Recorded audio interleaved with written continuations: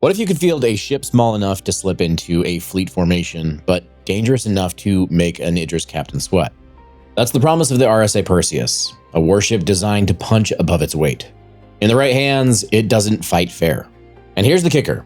It may be stepping into the verse not as a mid-sized gunboat, but as a true fleet predator, something that forces even flagships to rethink their plan.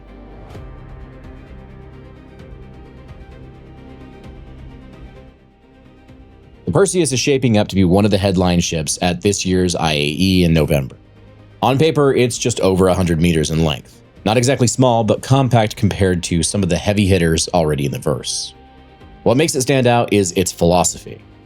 Less about carrying an army of gunners like the Hammerhead, and more about concentrating raw destructive power into a ship a smaller crew can actually manage. You're trading broad coverage for focused, decisive firepower. And if the rumors about those turrets being pushed up from size 7 to size 8 are true, the Perseus might be stepping into a whole new category of threat. This isn't just another ship reveal, it's a shift in how mid-sized fleets will think about deterrence. Here's the real question. Is Star Citizen actually ready for the Perseus? Right now, the game still struggles to give larger ships meaningful content.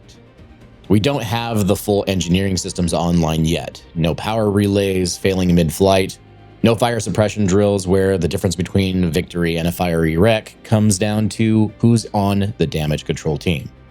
The resource management network is still non-existent, and multi-crew gameplay is in its infancy. Now that creates a problem. A ship like the Perseus is designed for coordination. It's meant to rely on a crew to keep it in the fight, not just a single pilot pressing the trigger. And that's where the debate sits. Does the Perseus launch as a true fleet asset, something that changes the way orgs plan their operations? Or is it just another oversized toy dropped into a game that isn't ready to support it yet? On paper, it looks like a fleet predator, a ship designed to tilt an engagement before the other side even knows what hit them. But until engineering, resource management, and large-scale combat loops arrive, it risks being nothing more than a hangar queen.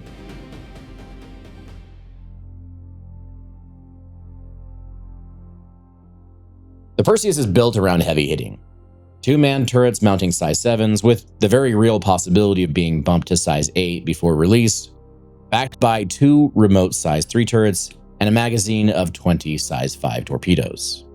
Now that's not suppression fire. That's decisive kill firepower. Think of it like fielding anti-tank weapons instead of machine guns. These guns are designed to punch through medium and even heavy hulls, ships in the Connie, Hammerhead, and Carrack class, and still pose a serious threat to subcapital and even capital ships if coordinated properly. A single salvo from the Perseus doesn't just discourage an enemy, it forces them to reconsider the entire engagement. Picture this, a Hammerhead moves in thinking it's the hunter. The Perseus stays quiet, lets it close, and then rips open its shields with torps, and then follows with those twin turrets. That's the difference here. It's ambush and overwhelm. One engagement, one kill. So where does that put it in its role? The Hammerhead is your anti-fighter screen, bristling with turrets to swat small craft out of the sky. Or at least it will be when they figure out how turrets are going to work, so they're not completely worthless against fighters. The Polaris is your torpedo strike platform, built to launch and withdraw. The Idris and Javelin are flagships, meant to dominate entire battle spaces. Or at least they were flagships. But the battlecruiser will likely change that. Perseus sits in between them, a subcapital hunter and area denial ship. You don't field it to chase down light fighters. You put it in a position to ambush cruisers, break up enemy formations, and enforce control of space through sheer intimidation and firepower. It's a ship that says, if you bring medium hulls into this fight, you're going to pay for it. In military terms, it's your ambush predator, the equivalent of a well-placed ATGM team waiting for the right moment to cripple armor. Now, if you appreciate deep dives like this and grounded takes, make sure you subscribe to the channel so you don't miss out on any future action. Now, the Perseus isn't new to the UE arsenal. It was originally built to deter threats along the borders, where overwhelming firepower was the only way to hold the line. The design faded from use for a time, but recent conflicts brought it back into service, including civilian variants meant for local defense and militia groups. That's the lineage of the Perseus in Star Citizen, a ship for smaller crews to bring disproportionate firepower. A ship for smaller crews to bring disproportionate firepower. On paper, you can run a Perseus light, but in practice, it wants 6 to 8 crew.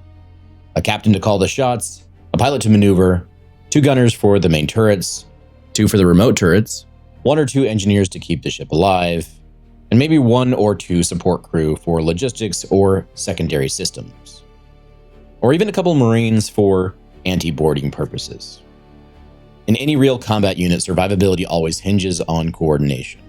A Perseus without engineers is like a tank crew without a loader. You can still fire the gun, but the moment systems fail, you're dead in the water. And good luck to the tank commander crawling over to the loader's position, loading around, and then crawling back over to the tank commander's seat to give the gunner the command to fire or pull the trigger.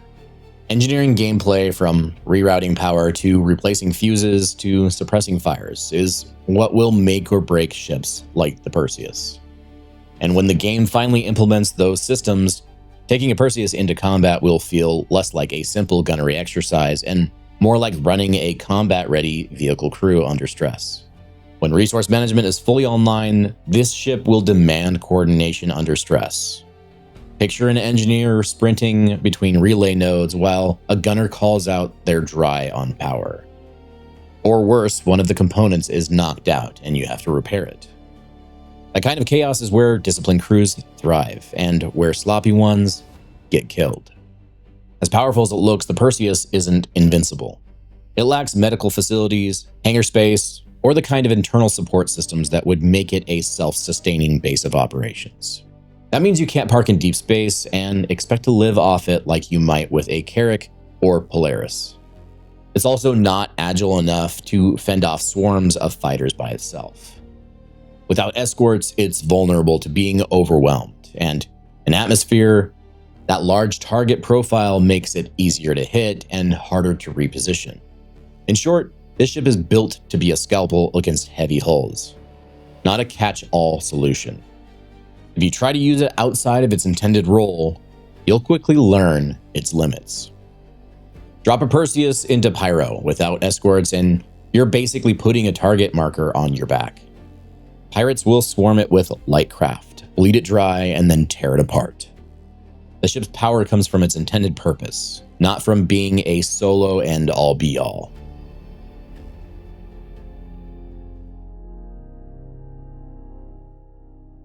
The real draw of the Perseus is what it represents for Star Citizen.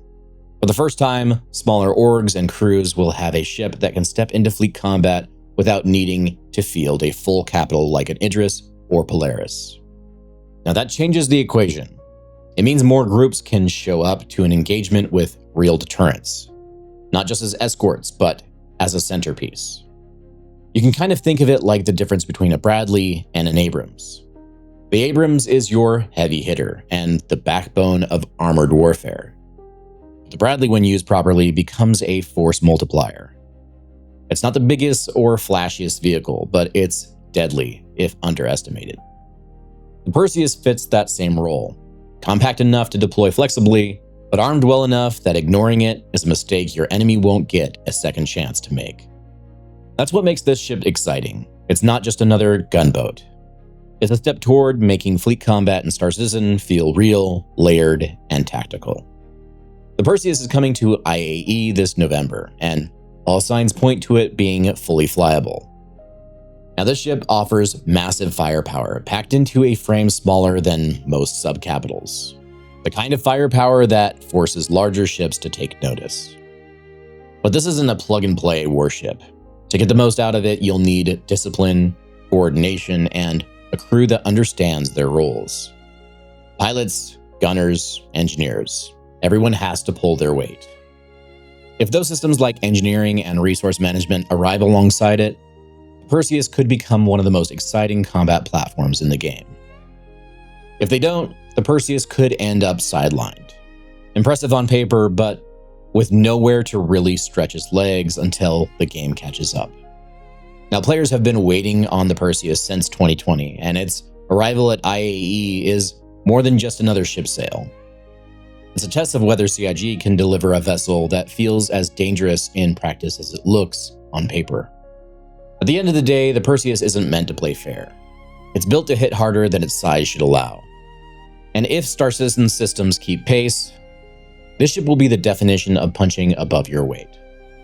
So what do you think? Is the Perseus the perfect balance between a fleet killer and a manageable crew size? Or just another oversized trophy until Star Citizen systems catch up? Drop your thoughts in the comments because I want to hear how you'd employ this ship in your fleet. And if you'd like to support the channel, I've made some big updates to YouTube memberships and Patreon. Alongside behind-the-scenes updates, Discord access, and shoutouts, members will soon get early access to the final draft of my upcoming sci-fi novel. The prologue, intro, and chapter 1 are free for everyone on Patreon, with new chapters released to members as they're edited. When the book publishes, current members will also get a discount. And this is just the first in a larger series. And if you're curious about how multi-crew engineering will define ships like the Perseus, check out my video on resource management next. As always, thanks for watching. Fly safe, pilots, and I'll see you in the verse. Havoc out.